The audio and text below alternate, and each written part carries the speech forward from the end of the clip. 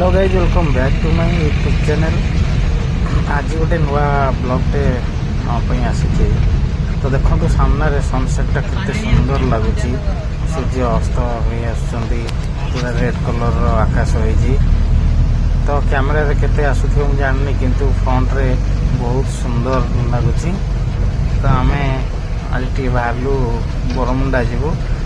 तो आज मु देखेबी चंदका जंगल मझिरे गोटे रोड अच्छी दी साइड रे गछ जंगल आ मझिरे रोड केते सुंदर व्यू सेटा आपण माने देखि परिबे। आज तो चाल लगी रही था आम दस ता पूर्व आपण माने जदि सब्सक्राइब न करछंती ताले जल्दी जल्दी सब्सक्राइब कर दियंतु। आ वीडियो जदि भल लागुची ताले लाइक गोटे कर दे।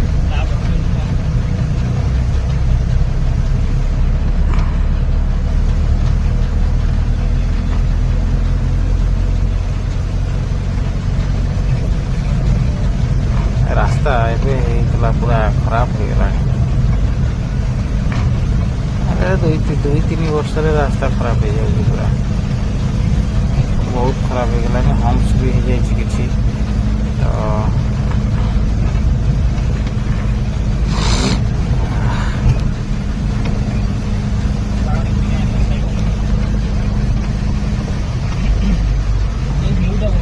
तो ये साइड रे बाम पटे देखो गोटे छोट पहाड़टे अच्छी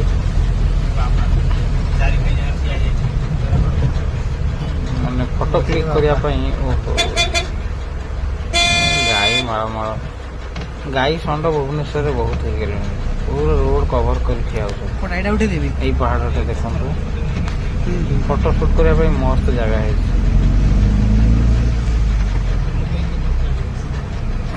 तो फाइनाली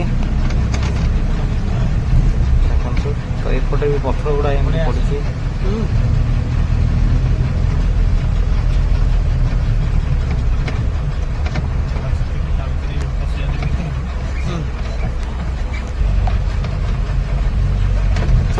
पशा जंगला जंगल मझे देखा व्यू दी साइड रे पूरा घर द्वार किसी नहीं दी साइड रे पूरा जंगल।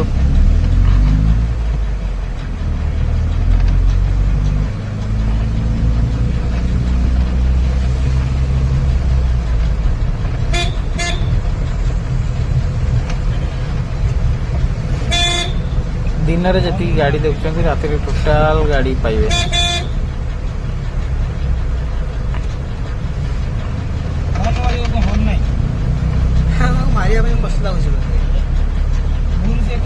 जंगल भीतर किसी लोक घर कर बेपार बिजनेस प्रपोजल घर कर भीतर गले पूरा निरा गोटे भी घर पाइबे।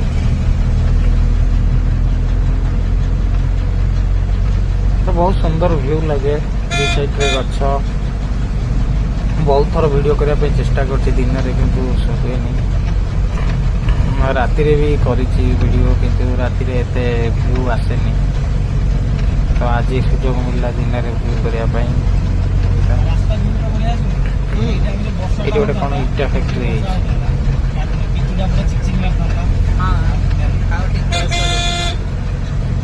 या भितर हाथी माने बहुत कारबार होती चंदका आपण मैंने जानी हाथी अभयारण्य।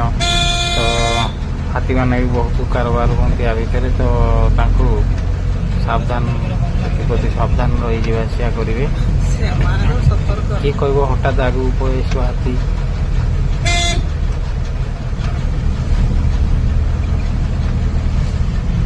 तो दिन में सेमती किसी प्रोब्लेम ना तो राति रे किसी प्रोब्लेम हो पारे। ब्रिज तले ब्रिज तले